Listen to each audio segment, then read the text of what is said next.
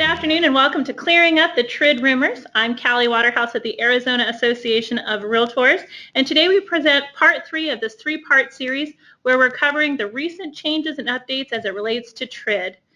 With today's presenters, AAR 2015 President Jim Sexton and VP of Business Development Fletcher Wilcox from Grand Canyon Title. But before we jump in, we begin today's webinar with Nick Cantonese, and he is our VP of Business Services and Technology here at AAR.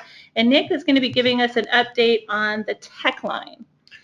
Yes, thank you, Kelly, for having me in. I just want to spend a couple minutes and tell you that we've got a new member benefit starting on January 2nd, since nobody will be working on the 1st, right? And that's Tech Helpline. And Tech Helpline is IT support for you when you need it. We've contracted with one of the premier technical support providers in the country. They already service 380,000 realtors throughout the United States and Canada. And they're a service that's owned by the Florida Association of Realtors, an experienced group. And you're going to be able to contact these people either through email, chat, or by an 800 number, which we'll be providing to you a little later. Monday through Friday, 9 to 8 p.m., and that's Eastern Time. And even on Saturdays, right now, 9 a.m. to 5 p.m. Eastern Time. No limit to the number of calls, no time limit for calls, and you can talk about multiple topics if you need to. So we've already talked with a number of states who use this. They think it's their most important benefit that they've got. So think about it. You're about to print a purchase agreement, and the printer stops while your client is standing by. What do? You just bought that cool smartphone, have no idea how to sync it up with Outlook. What do? You have a PC that crashes thanks to the latest virus. What do? Well, in the past, you probably had to go to Geek Squad or some other pay-for service, but now you'll be able to call Tech Helpline, and they'll be able to help you through all these problems. And not just these types of problems, but others. You've got hardware problems, they'll be able to help you. PC tune-ups, optimizations, and they have bilingual services available also. So we're very excited about this. I encourage you to go to our website. We have a web page under Efficient Business Tools. It's called Tech Helpline, and there's information there about it. It will start on January 2nd. So we're looking forward to hearing what you think once you've tried it.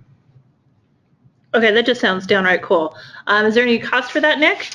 This is included in your member dues, no extra charge, and it's unlimited support. So use it. Use it all you want. Use it all you have to. Do they have to be business tools? No, use it for your personal equipment as well. So you have a PC or a laptop at home that's having some trouble, give Tech Helpline a call. One of your kids having problems, give Tech Helpline a call. This is really going to be an important insurance policy for your business. We're all very reliant upon our computers these days to perform our business and to really just get about in life these days. So now you have insurance that your computer is going to be working well and efficiently. That sounds great. Is there any calls they won't take, Nick? If you want your dishwasher fixed, they're not going to help you there. But for the most part, any of your technical items, your laptop, tablets, phones, printers, all of your technical equipment.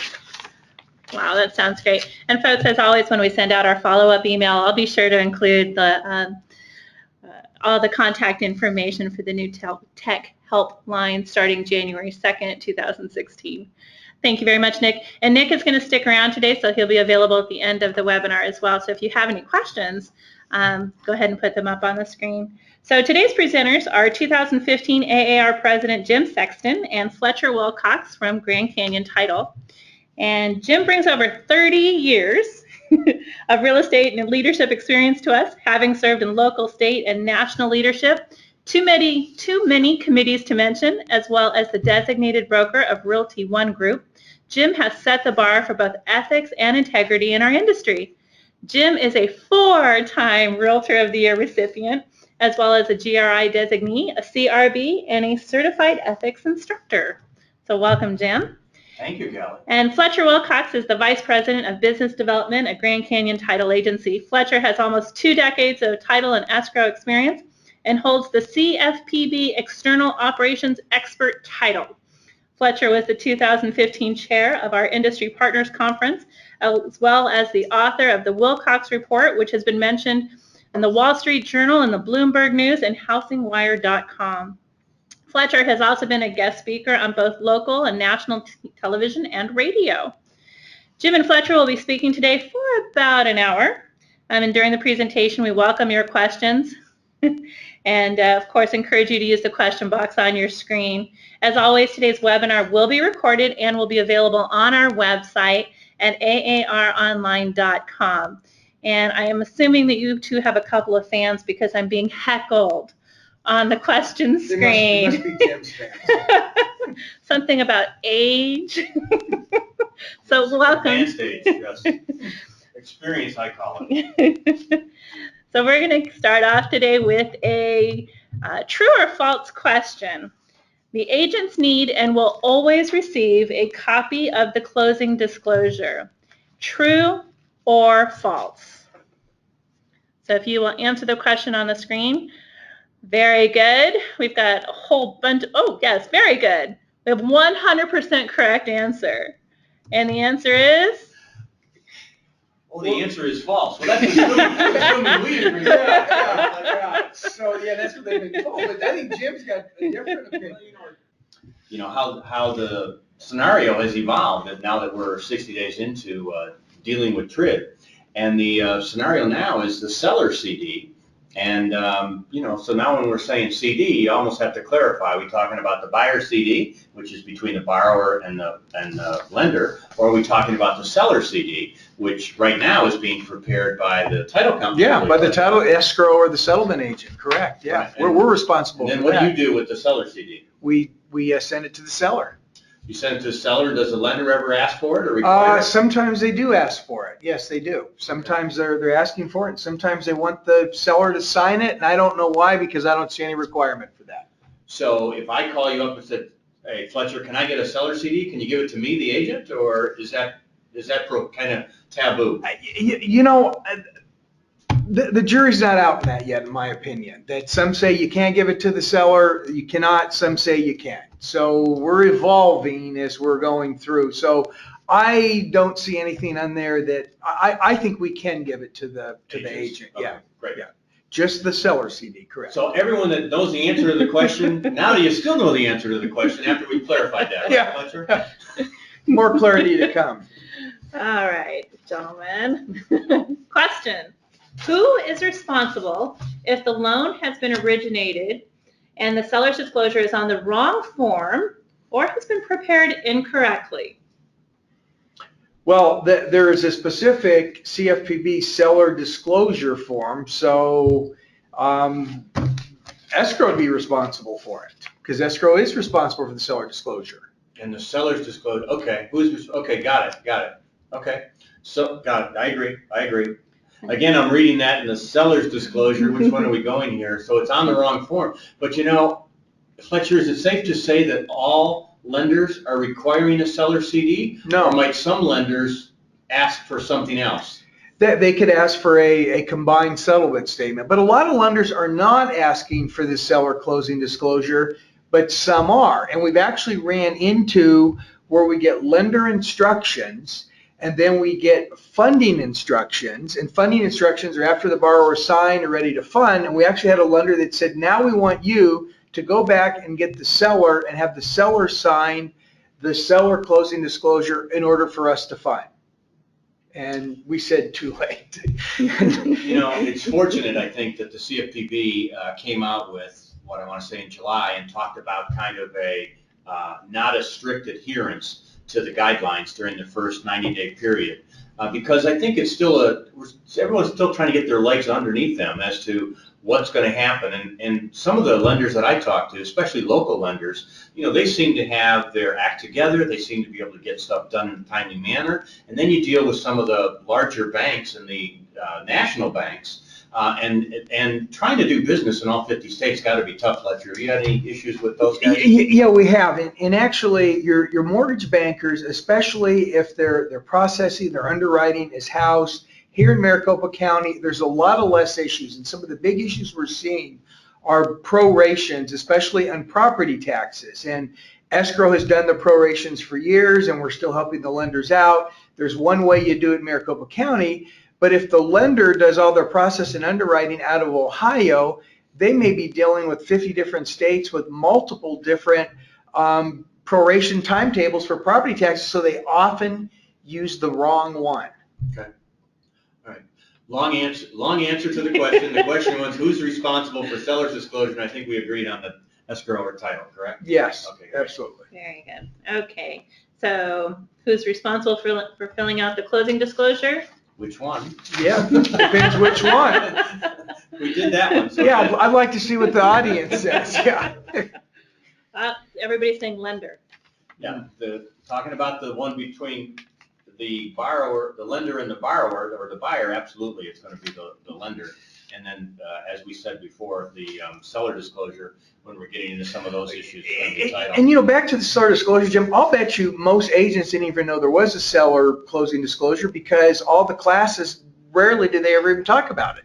I agree. And as Fletcher and I were talking about this and preparing for today's webinar, we were talking about what's a new item, or an item that when we started training the trainers in March, we're recovering and did spend very little time on seller disclosure, on the seller closing disclosure, from March until probably, we started hearing about it maybe August, September time period. So it's a form, I think, that was late to the party, but it is involved in the transaction. It is involved in, and it has created legs, if you will. Well, it has, and one thing I can't remember if we mentioned it, but we did mention this, that the escrow company is responsible for filling out the seller's closing disclosure, but the CFPB rule, there is a timing. It said we're supposed to do it on or before consummation, or on or before when the buyer signs the loan documents.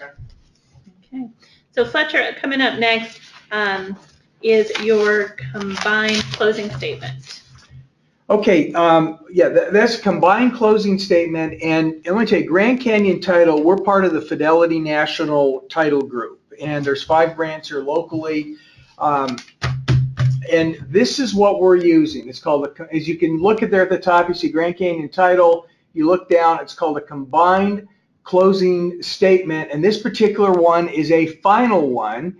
And as you can see, there's a certification on the right. We hereby certify that this is a correct copy of the original. And this is what we're going to send out to the agents in their closing package, is the final, and it breaks down the seller and the buyer costs. And when AAR was meeting with DRE, as well as some of the stakeholders, our commissioner was asking about a settlement statement, or what's replacing the HUD-1, and was it going to be signed by the parties, both the buyer and the seller.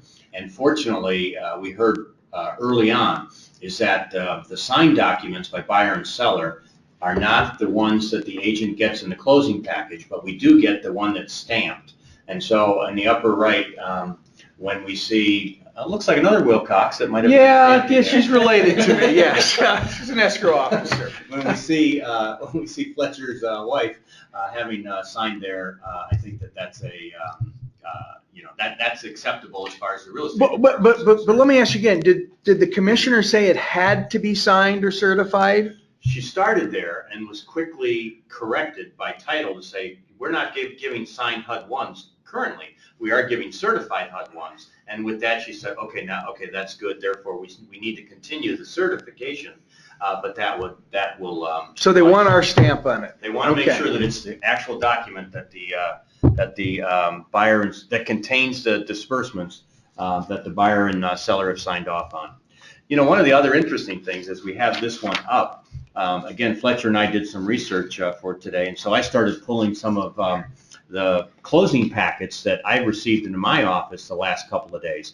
And it's interesting that not everybody in the industry is using a document called a combined closing statement, Fletcher. Is that your understanding? Well, that is my understanding. Now, I'm going to say about a third of the closings will use it, because the Fidelity Title, National Title Group, we're all using that. But you brought in 4 different examples from 4 different title companies, 4 different documents. Was that a software issue? So is this like one software company, or no? Well, the Fidelity National Title Group, Grand Canyon's part of, we all use the same one, but there are various different title companies, escrow companies have their own system. So we are not, as agents, you are not going to see a consistent settlement statement. They're going to be all over the boards. There's even an ALT, American Land Title Association settlement statement you may see. And we can also use that at Grand Canyon.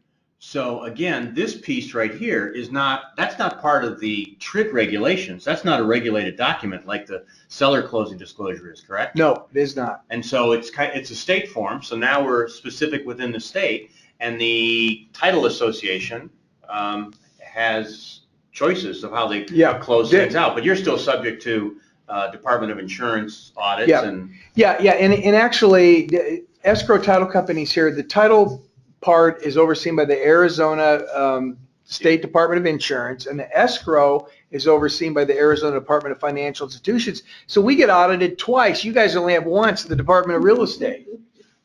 Okay. Can I see the next page there, Callie? I want to see what. We also have a couple of questions. Oh, okay. These are ready. This is part 2. That's the balance of page 1. Do you want page 2? No. It kind of got chopped off a little bit. Yeah, it's okay. But it's a typical, it kind of looks like, it has the documents, it has the numbers and the breakouts similar to a closing disclosure, and it has some appearance of what the HUD 1 used to contain. But again, you still have everything alphabetical, which is good. You got all the title lumped together, all the HOA stuff lumped together.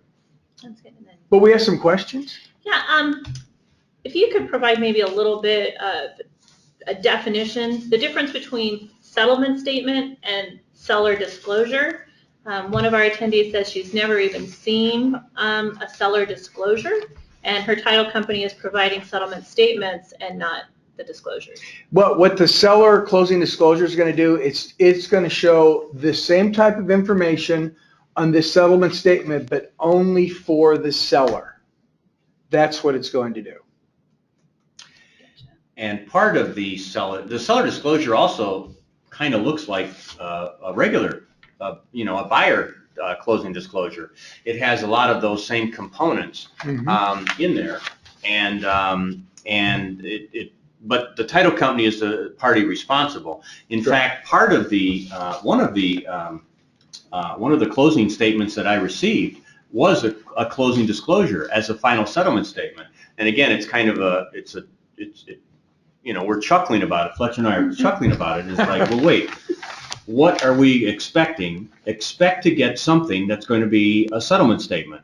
Again, when AAR was meeting with the Department of Real Estate and the stakeholders, title as well as mortgage, we felt that we had reached a consensus that we were going to get a document called a settlement statement. A settlement statement pre-TRID was for cash deals, and so it was a closing document that we were familiar with.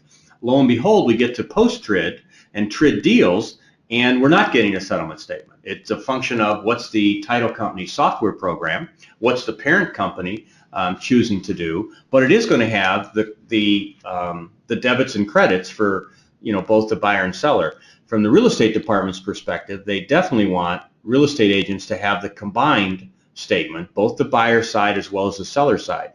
In fact, one of the closing statements that I got 2 closing statements, one for the buyer and one for the seller. Most of them, and Fletcher's example that he's included here, is a combo statement. So it has on the same piece of paper both the buyer credits and debits as well as the seller credits and debits. So it's not, we can't give you one form and say you're always going to see it and it's going to be this format, like we can do for the lender's closing disclosure, because that's a 5-page document. That's a national form. That specifically document is required. Exactly. So.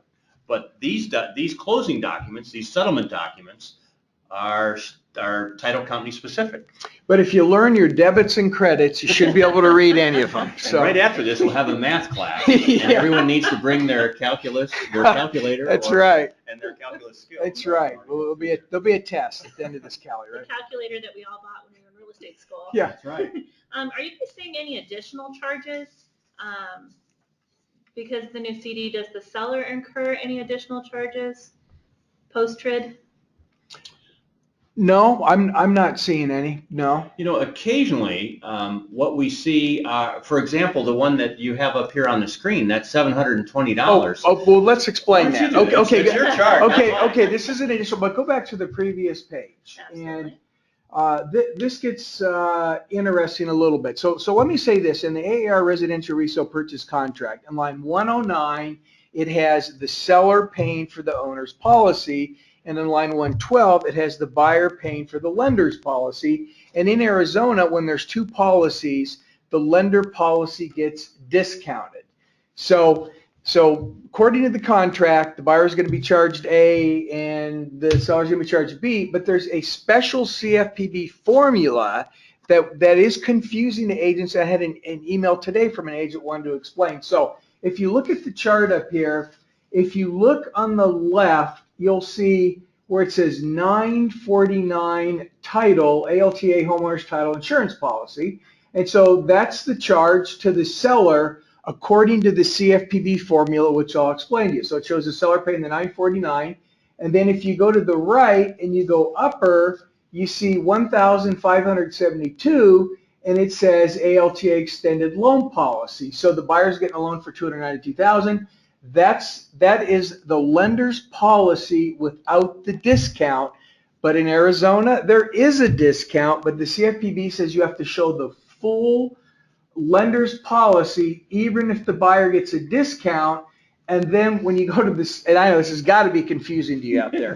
And then when you see the sellers over there, 949, the CFPB says you add the owner's policy to the discounted lender's policy, and you minus the full policy, and you come up with the 949. So primarily, you show the seller's paying less than what they're really paying, and you show the buyer paying more. So now let's go to the last page, and I'll tell you how we deal with that. On the last page, if you go to the left, you see it says seller debit 720. So the seller, a title insurance premium adjusted.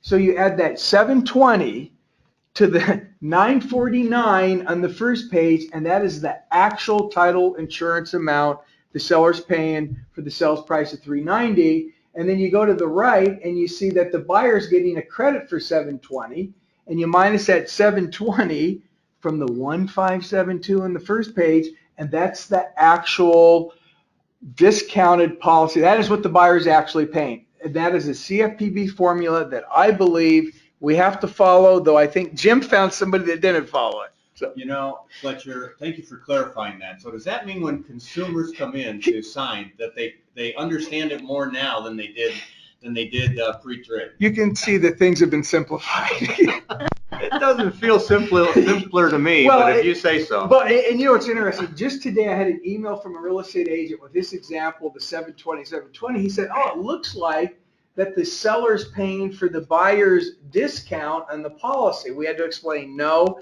because we discounted the owner's policy on the first page. I think I should stop. All right, no, Okay. we got it. We got a few other things to cover.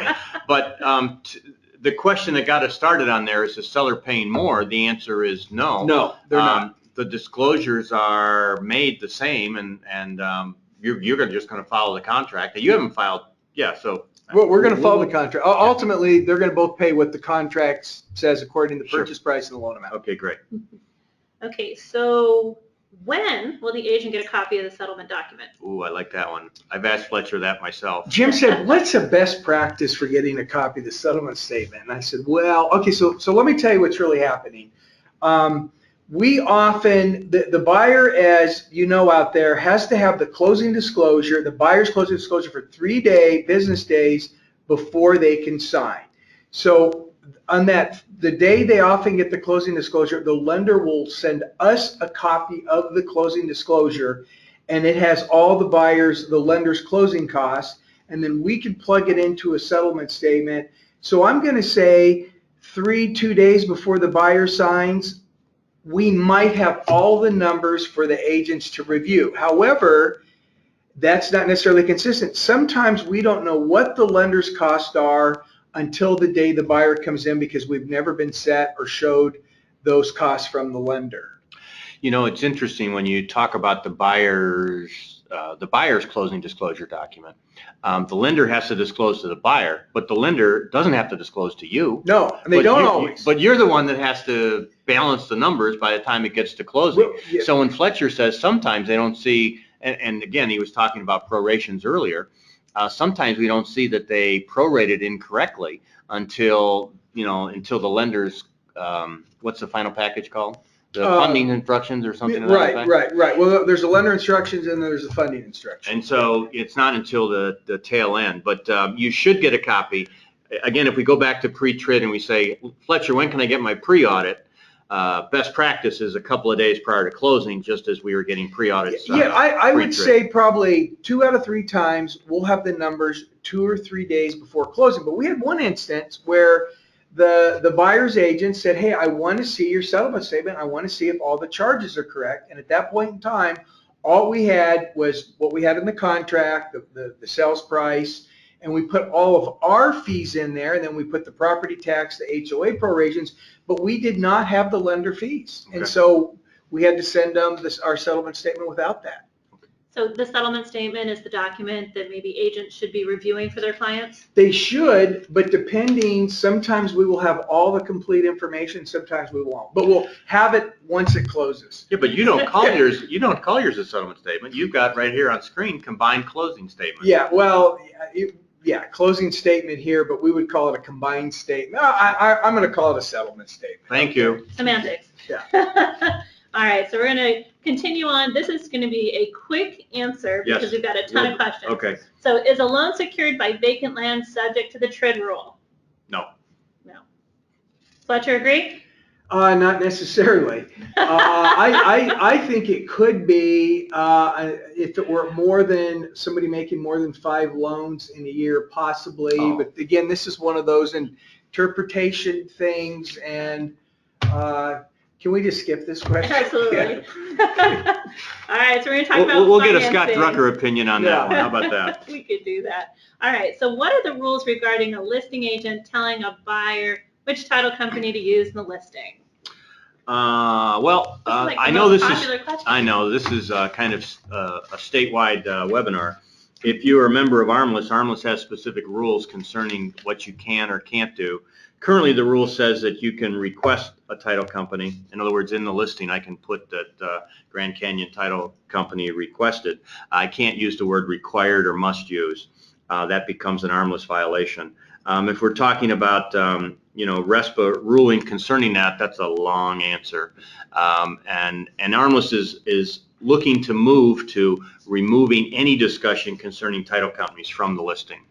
But we're not there yet. Yeah, and you know what's interesting? Before we had the great real estate residential meltdown in 2009, I would say 9 out of 10 times the buyer's agent picked the title company. But then when we had all the Fannie, Freddie, Short sales, the short REOs. sales, the banks or the sellers wanted to pick it, and that's Sure. where I saw the big switch. And so we're still feeling sellers picking them half the time. Great. All right, and moving on. Next question. When must the buyer deliver to the seller a completed LSU? Hey, a contract question, not a TRID question. We love them. We love them. What's the contract say? 10 days from contract acceptance. In line 74 of your contract. Line 74. Very good. All right. Next one is a true and false question. So get your keyboard ready. Does the buyer have a 3-day rescission period under the new TRID rules? True or false? Does the buyer have a 3-day rescission period under the new TRID rules? True or false? Well, I'd answer it, but Fletcher's probably going to correct me. Are we No. talking about a refi, or are we talking about a purchase? Well, we got a buyer. We got a Maybe buyer. we should have Nick answer it. Okay. Okay, Yeah. so we've got a buyer. So Okay. we're not talking about a refi. Yeah. So there is no rescission period for a TRID loan. Thank you. There's not, but you know what's interesting? When I was teaching some of these CFPB classes, agents were asking me isn't there a new 3-day rescission period? And I would say answer is no. I think they got it mixed up with the 3-day closing disclosure period. Waiting period, Yeah. right. Did you find that at all? Absolutely, absolutely. And business days, the whole process. So no, the waiting period is not a rescission period. It's get the final CD out there, and in 3 business days, then you can consummate the loans, then you can sign loan docs. Since we're talking about briefly the 3-day wait period, or the 3 business days that the buyer has to have the closing disclosure, we're seeing very little new 3-day issues of closing disclosures. We're not seeing that a lot. That was a big concern. And a lot of people thought every time you issue or correct a closing disclosure, a buyer closing disclosure, there was a 3-day wait period. That is not true. It's basically if the APR changes 1/8% or the loan type changes. And so I haven't heard of actually any new 3-day wait periods yet. And part of the questions also were coming up about what about on the final walkthrough, you find a dishwasher missing, or you find a refrigerator missing, or something like Call the that. tech line. No, you can't call it tech line for that. The question becomes, is that going to be a credit? Well, understand it's only directional. If it goes up, it's not just if it changes 1/8%. So the fact that the seller's going to give the buyer a $500 credit or something at closing is not going to cause the APR to increase, and therefore there's not a 3-day waiting period attached to that. Great. All right, moving on. Are title companies sending brokers combo statements or buy-side, seller-side statements only? Back to my favorite subject. We're sending the combined closing statement, and so we are sending to the agents combined statements that have the buyer and the seller cost related. And you had the example of the one earlier, so yes. And I did a brief review of closing packages that we received in our office yesterday. And as I was going through it, all of the statements that I had both buyer and seller statements in them. One of them did have a buyer closing disclosure, a buyer settlement statement as well as a seller settlement statement, but I had both of them in there. But Fletcher has both on the same page. I'm talking about breakouts that are separate pages titled buyer closing statement, seller closing statement. Again, the real estate department is clear on this. They're looking for the broker to have in their audit file the combo, to have both sides, a combo statement, or if you have the seller only and that's all you got from the title, make the phone call and ask where the buyer settlement statement is. We've got a couple of comments here that they're encountering companies who only want to give one side, one set of papers. Is that a violation? Anything? If that's all you're going to get, I would document that you're getting. I would make the request for both. In some instances, there's issues or concerns about privacy information, and there could be some privacy information. Again, if I have the buyer and for the seller to close, I go to Grand Canyon Title and I say, Fletcher, you need to pay off a garnishment for the seller, or you need to pay off this credit card judgment. I mean, that's going to be private information that's protected by privacy laws, right? Yeah, well, the answer is yes and no. It is public because when we do the title commitment, both parties get the title commitment, and it will show if the seller has any recorded public judgments on it, liens. Yeah. Okay. So, there's so much interpretation. So much interpretation. And if you're going for a clarification of one person's interpretation of the CFPB, not going to happen. You're going to do the best you can with the 1,800 pages of the legislation that's out there. All right, moving on. Question. Lenders are saying that they will not give a loan estimate until a property is selected. How does a buyer shop for a loan if they can't get the costs? It was interesting as we were, we being AAR and the Forms Committee, were going through the pre-qual form and talking about the strict interpretation of the rules. And the strict interpretation of the rules are the lender isn't going to give you an LE until they have the 6 parts of the loan application. And once they have the 6, then you're on the clock for the loan estimate. But I've seen more and more lenders actually aggressively interpreting the rules, again, interpretation. And they're actually giving documents. They're saying, you're not required to give me these 6 things, but oh, by the way, if you give me these 6 things, I can give you what my full costs are going to be. It's not something that they're required to do. It's not something that they're locked in to do.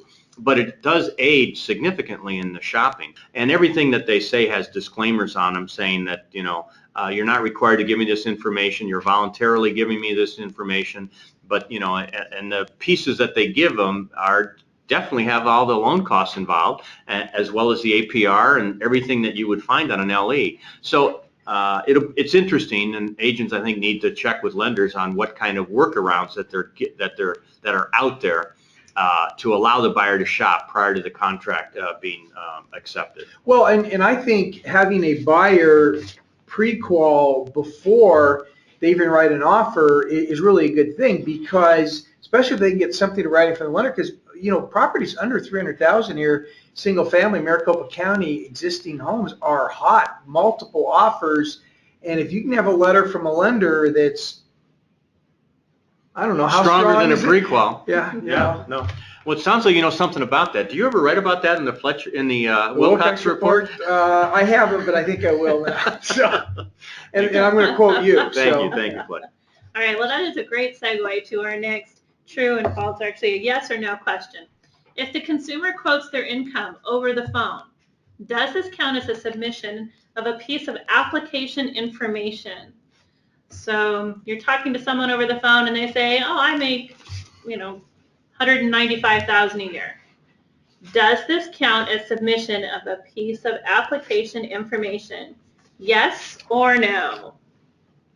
Are we waiting to tally, or are you asking us now? We've looked like maybe we've got about 50-50 going on here. So jump in, gentlemen. My interpretation, if they give the lender over the phone their income, that it counts. Very good, but Very good. But if you don't get the other 5, well, and you can't get some of those until you have a contract, though, because you need a property address. But right. I think if a lender gives their name, their income, social security number, and those are 3 of the 6. Sure. Okay. Mm-hmm. No, I agree. But again, it's a piece of the application information. It's not all 6 components. And as Fletcher said, you got to have an address to have the 6. But back to a minute ago, talking about kind of a pre-qual, the lender cannot require that the buyer give the W-2s and tax statements before they do some type of pre-qual letter. But it would really strengthen an offer maybe Absolutely. If they had that, and the lender said, I've already looked at these. Sure. So no, I agree. They just can't require it. No, but they can have them sign a document saying that the buyer has volunteered to provide this information, and based on the information provided, which has 5 of the 6, the only one missing, of course, is property address. Property address, yeah. And here's what I can qualify for. So, but they haven't given an intent to proceed, and they haven't committed to the lender yet. Again, it's just kind of a shopping process. Very good. All right, so we're going to talk timelines, which seems to be on everybody's to-do list. But before we move on, let's say what you were saying is that the buyer can give verbal information to the lender and no docs required. The buyer can give verbal information to the lender that have to do with the 6 pieces of information, especially their income, and the lender has, in my interpretation, has to issue a loan estimate once there is a property address, before they've actually seen the real income. Yes. You disagree with me? No, you're right. But according to the lenders, they have disclosures as well, not just the LE disclosures. They have, I think, a Form 103 that needs to be signed, and a couple 1003, sorry. 1003. And a couple other loan process explanations that need to be.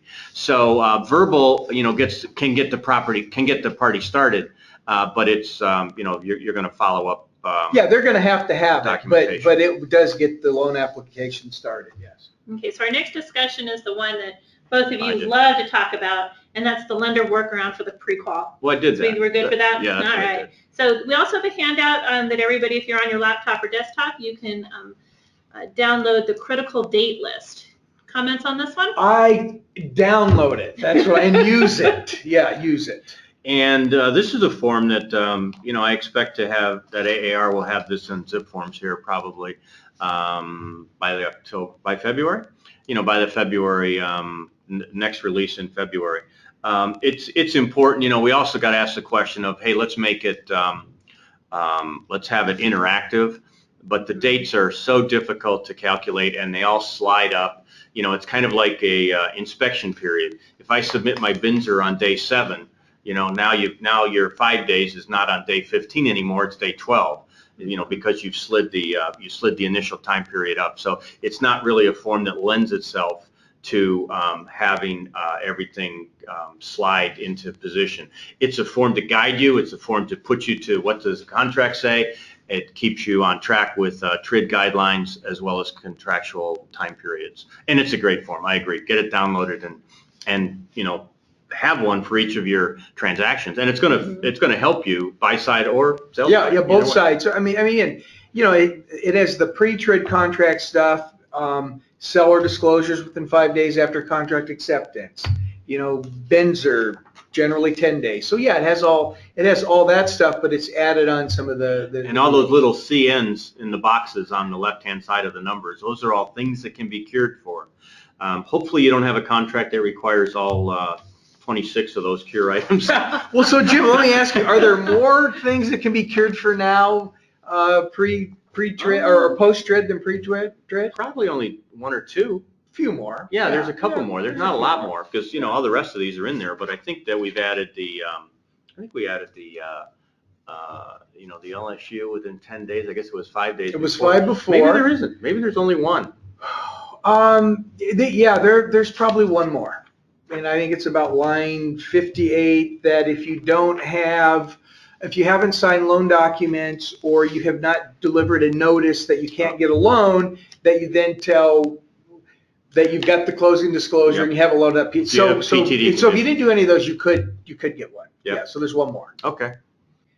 This is a zip forms question, but will this be a fillable offline in zip forms so we can make changes and updates? Oh, that's probably a Nick question then. Yes, we'll Is make it right now, are you asking, or will it be? Let's make it in February. Will this be a fillable form? It'll be a fillable form, but it will not automatically update or change dates. You have to fill in every single date on that form. All right, and this is all about Fletcher.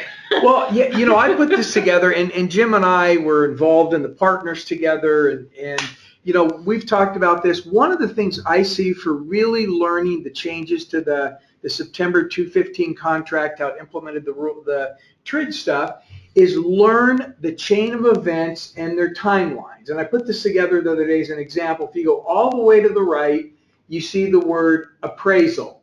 And it said, buyer may not be charged for the appraisal until buyer has given a lender the notice of intent to proceed.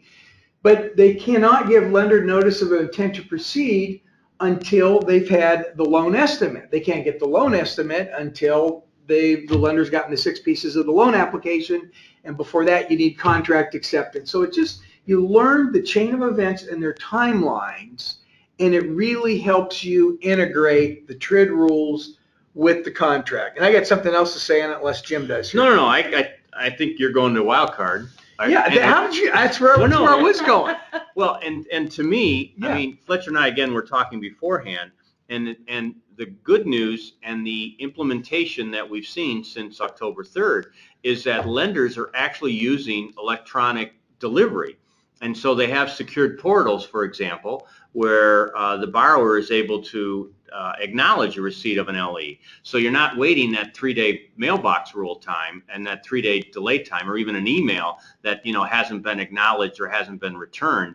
You know, so it seems like that all the time period and all the stretch out stuff that we were in fear of, the lenders have adjusted to it. But you've got some comments on national lenders. I would say, you know, in Maricopa County, we have a lot of national lenders that are home based here, and one, that's good from just getting all the prorations right we talked about earlier.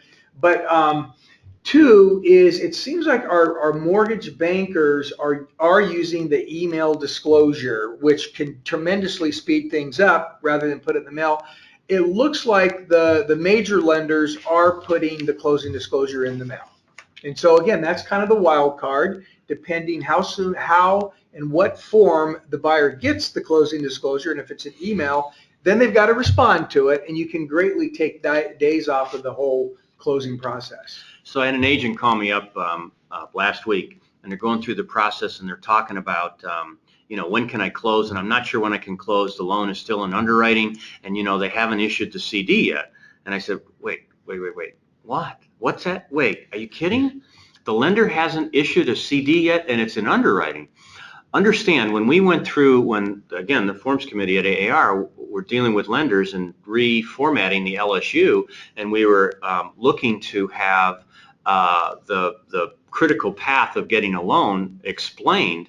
The lenders told us that they were looking to issue the initial CD, the initial lender to buyer closing disclosure during the documentation phase. That's pre-underwriting. That's a lot of information. And yet it seems like some of the lenders are actually waiting until it comes out of underwriting. My question is, well, how do you know if he qualifies if you haven't given him the numbers yet? For crying out loud, how do you do the APR? It just doesn't make sense to me. So, it's important that buyer side agents, are vetting the lender. Especially if the buyer has picked them themselves, because they've been shopping for a lender online and picked this wonderful company that's national, but there's only an internet company who will obviously remain nameless, but provides all these great services and great rates. But tell me about the process and tell me if they're going to be able to get it done on time. So, those are a couple of questions to ask and to determine if, how smooth is the transaction going to be. Sounds like something maybe that should be covered in the buyer counseling session as well. Sure, buyer counseling session. And again, to Fletcher's point about what price range are you in, the stronger you can make your offer a lot stronger if you have good information about a lender, and if everybody and if the lender is going to communicate with everybody in the transaction. Mm-hmm. A lot of lenders decide they're only going to communicate with their buyer, their borrower, and that doesn't make people feel comfortable, and the seller begins to wonder how come and what are the delays going to be, and are we really going to get it closed on time? Yeah, no, and I heard of a transaction the other day where a buyer was buying a second home. They live in New York. They got a New York lender. The lender, obviously they can loan in Arizona, but the lender was based in New York, and their processing department was in Ohio. And so when you start getting those other layers on, and they may do a perfect job and everything may be great, but the more familiar with Arizona and the closer the lender is Arizona, just the smoother the process is going to go. Sounds like a lot of transparency. Okay, a couple of questions. Is it fair for the seller's agent to ask the questions to the lender on their processes and ability to complete the transaction on time? Can the seller ask? I think it's very fair. In fact, again, I was speaking at the title administrator's luncheon a couple weeks ago, and asked the question of, is it going to become a common question for listing agents when they talk to the lender for the first time to ask about their average processing days for TRID deals? I think it becomes a common question. And I've had a number of lenders respond to me, just like our survey was to start the webinar today, talking about, under 30 days. But if you deal with a national lender and they're going to say, well, we don't know, we don't keep track of it. It's like, really? When we were at NAR's convention, I think even a national lender like Quicken was, patting themselves on the back for a 23 or a 25-day average post-TRID processing time. So I think it's a fair question to ask, and I think if I'm the seller, I want to know, you guys going to be able to perform on time? Here's what I've found out, because I've been talking to a lot of escrow people. What are you seeing? But before I tell you how long it's taking to close, do you remember back in, was it February, March, that NAR came out with the video add 15 days? Okay, Right. And so I sent the video out, and I thought that was very, we need to look at it. If NAR's saying add 15 days, what we're seeing is probably, if it's a 30-day close, we're adding 2 to 3 days. Is probably what we're adding, 2 to 3 days. But you're doing that now because you look at November, and we had 2 or 3 holidays in November. You look at December, January, we've got another couple holidays in this month. So, sure, for the first couple, I get that that's going to happen. I think deals can still be closed in 30 days. The trick is going to be once the volume picks up, again, our seasonal business will pick up come the 1st of January, and we'll see how with the volume, how our title company is going to be able to get them closed and how our lender is going to be able to get them closed. But I expect that we're going to, we're going to be 30 days here. We should be 30 days right now. To Fletcher's point, yeah, 32, 33 maybe. But check and find out how proficient the lenders are. And part of that lender proficiency, though, and again, let me just say, lenders have tremendous amount of new systems and processes, Software and programs and software, and now they're responsible for the whole CD, and they've got to interact with title. Is the buyer's got to be responsive too? If the buyer is not responsive, that can really delay the transaction. I agree. Okay, so I'm going to read this question to make sure I get it correct for you gentlemen. So the buyer, this goes to your appraisal indication. So the buyer cannot have an appraisal performed until 16 days, lender notice of intent to proceed, or can the seller request an appraisal performed with results within the inspection period instead of having the appraisal hanging out in the wind until the lender gets around to it? Yeah, that is an excellent question that I'm going to defer to Jim. But Jim, we talked about this at Partners, is that the CFPB rules and the contract says that the buyer has 10 days after receiving the loan estimate to do the intent to proceed, but then you have some sellers and listing agents that want the appraisal ordered during the inspection period. Right. So we kind of maybe have a federal and a state conflict maybe? Or what do you? Well, I don't know that it's a conflict. Obviously, the buyer can a lender can order appraisal prior to the intent to proceed. Right. On their nickel. They can order.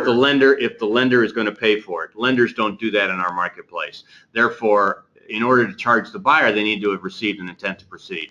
My advice, every contract class I was doing concerning the new TRID contract, is you don't want the seller to require the buyer to do an appraisal, to get the appraisal during the inspection period.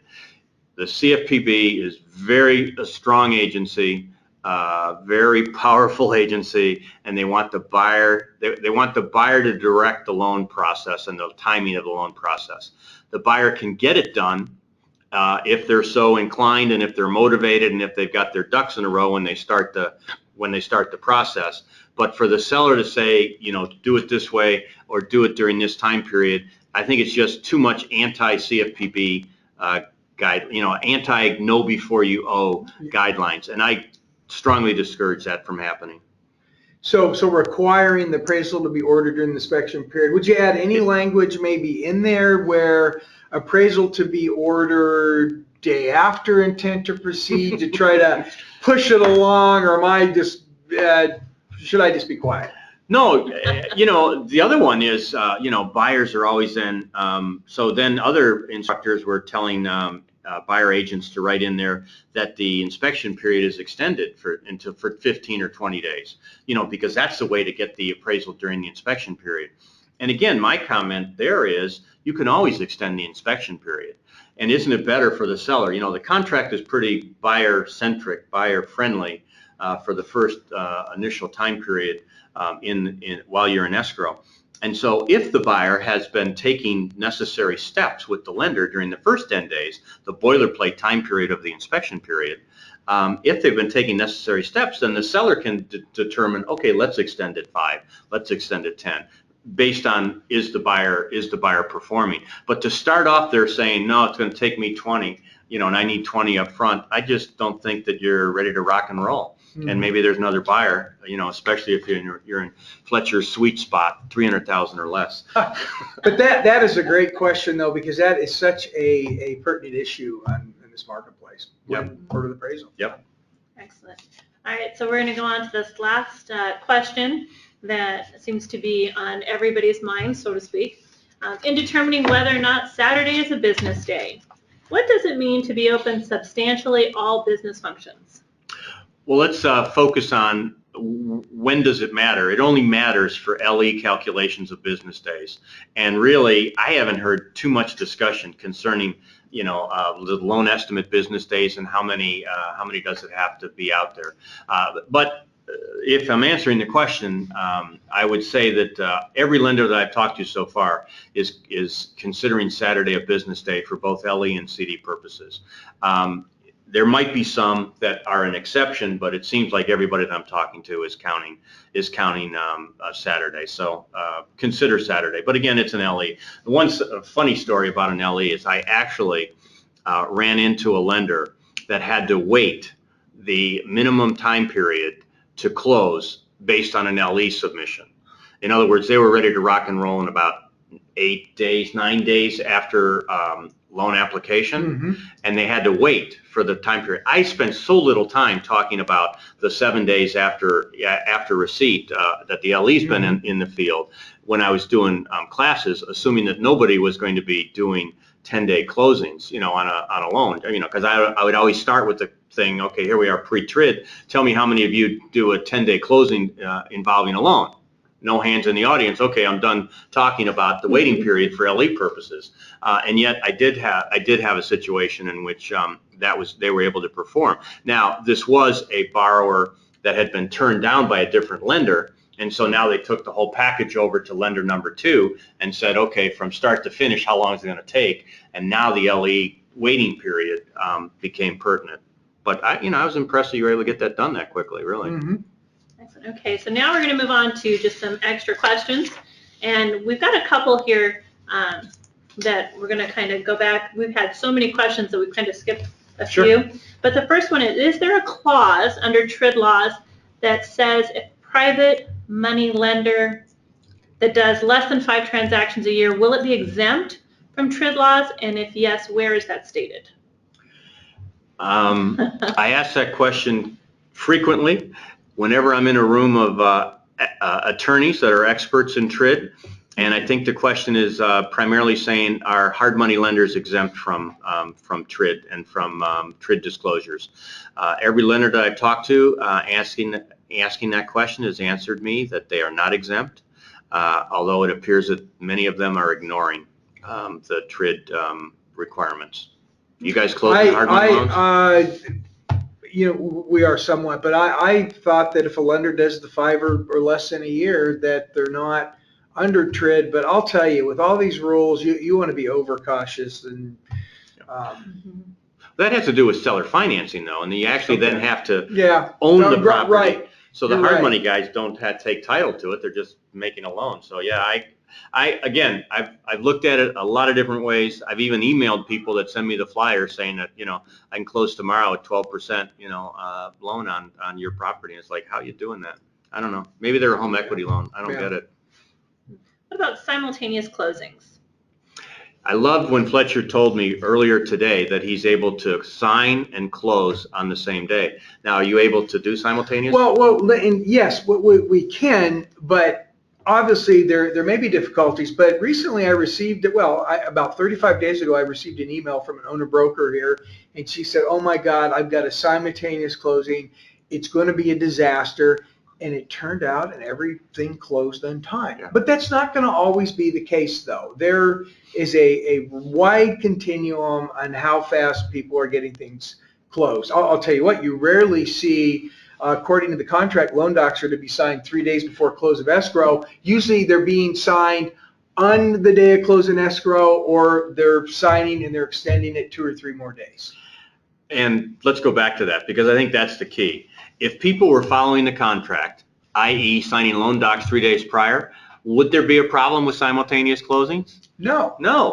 But there's a problem with simultaneous closings if you're not getting loan docs to the title company and able to be signed 3 days prior. Now you have the issue of, can you do them both? But when title companies tell you they're able to sign and close the same day, that's very encouraging signs. And they'll be Well, we are. I'm not going to say it's not difficult. But when you're signing them by 9 in the morning, you're getting loan docs back, then you're getting the wire, and then we're recording. Yes, we can do it. But if the borrower can't get in till maybe a little later in the afternoon, then we can't. So everything's got to come.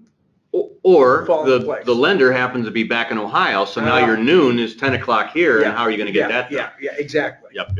Okay, so going back to the original question, Scott Drucker, General Counsel for AR, says, Fletcher is correct. You have to have more than 5 to be a creditor, and the rule applies to creditors. And see 12 CFR 1026.2A 17V. for documentation. I wish I would have known Scott was listening. Wow. Okay, so the hard money lenders can do hard money loans as long as they don't do more than 5 in a year, in a 12-month period. 5 or less is correct under TRID. 5 or less, okay. And that's from the other attorney on listening. Wonderful. Today. So thank you, gentlemen. Great question. Better answer. There you go. And as you can see on your screen, we do have Fletcher's contact information. He is the Vice President of Business Development with Grand Canyon Title. So his contact information is there. What about seller carrybacks? No change with TRID. We addressed that issue January of 14 when we split our assumption carryback form into the 4 forms that we have now. 1 for assumption, 1 for sellers doing 1 per 12-month period, 3 or fewer, and then non-consumer credit. So we now have 3 seller carryback forms that were changed January of 14. Very good. And I actually recently went into Armless and looked at the data, and the number of seller carryback closings are down this year compared to last. And that's good to know. Okay, and then coming up in February, in 5 months, we're going to kind of talk about all the curveballs of TRID. Gentlemen, you want to talk about our February 4th follow-up? Go ahead, Jim. Well, I think Fletcher and I are going to be involved in it, being on a panel. Pretty exciting. We've had a couple of meetings concerning the curriculum. We're looking to get a spokesperson from the CFPB to come and kind of be our kickoff speaker to tell us from their perspective what's going on. And then we're going to have the active involvement like we had at the September Industry Partners Conference with fallout, what's title reaction, what's lender reaction, what's realtor reaction. Well, and that's 2 months from now, so we'll have 2 more months under our belt of knowledge, and it's going to be at the Orange Tree Resort, February 4th, and I think in the morning, I think 9 a.m. to 12, there'll be 3 hours of credit there, and I mean, I'm going just because Jim's going to be there. No, and again, it's very interactive. From AAR's perspective, we certainly appreciate title's involvement as well as the mortgage professionals' involvement in here. Yeah, and I think it will be a great class for knowledge and what's been happening. And how is this follow-up a little bit different, say, than one we just had in September? It's got live data, not projections. Yeah. This is what's happening in the street from October 3rd. What's working, what's not working, what have we found out, what has been clarified, and especially, if we get the CFPB spokesperson there, how's it happening from their perspective? So again, we're looking for a great program. Yeah, and everything you learn there, an agent's going to be better able to represent their buyer and sellers with what's going to come out of that. So all about the education. I've heard so many people saying, oh, TRID was just, it was the smoke screen or whatever. It was going to be so difficult, and it turned out to be nothing. But I say it's because of the education. Jim, gave classes, and we had the IPC, and you've given classes, and you have, expert knowledge on the fact that we've done, all of this preparatory work in helping people understand what's coming. I think from the realtor perspective, we've been fortunate because we're the least impacted as long as title is doing their job, as long as the lenders are doing their job. Okay, so we don't have to know the prorations and the software programs and the things that title has to interact with lenders doing. So, from our perspective, we need to know the deadlines. But when I call up Fletcher and I said, are we ready to close? Or I call up the lender and I say, when are loan docs being signed? I don't have to know all the hoops that they have to jump through in order to get that done. I just need to know when is it done. And that's the one thing, I guess, hats off to everybody in the industry. I'm hearing much better communication is going on between the 3 industries, the 3 partners, the realtors, the title, as well as the lenders. So, I think I think that part of it is a pleasant surprise. Yes. And Fletcher, what are you hearing out in the industry? Well, obviously things were not, the things did not just come apart with it, but there's still some difficulties. Again, the next couple of months, things are going to get a lot better. There's going to be some issues with the residential mortgage-backed securities. The Housing Wire came out recently, and look, we're getting things close, but behind the scenes, what Jim's talking about, there are some technical errors being made. They're just technical. They don't necessarily affect the buyer or the seller, but they're technical, and selling those loans on the secondary market, there may be some issues, but we're going to go through those the next couple of months. Very good. Well, thank you very much, gentlemen, for joining us today. Appreciate your brainage and for helping out. Thank you. Yes. I think. Is brainage, is that drainage? Am I draining my brain? That's kind of Shakespearean there. So. No. And then, folks, as you can see on your screen, our last webinar of 2015 is a Broker University webinar coming up this Thursday at a special time at 9:30 in the morning. And this is with attorney Richard Mack, and we're going to be talking about unlicensed activity and assistance. What can they do? What can they not do? How do you pay them? How do you not pay them? So we invite you to join us. It's Thursday morning at 9:30. The registration link is on our calendar, and we absolutely invite you. As always, today's webinar has been recorded and will be available online. If you missed any part of part 1 or part 2, they are available on our website. So at the aaronline.com/increase-knowledge. On our website, you will also find our 2016 calendar is available, and we know education is super important, and you do have choices, so we always appreciate when you choose the AAR certification and designation classes, and do look at the schedule and get scheduled for 2016. And thank you very much for joining us today, folks. As always, we appreciate your participation and attendance, and we wish you the very best of the rest of 2015.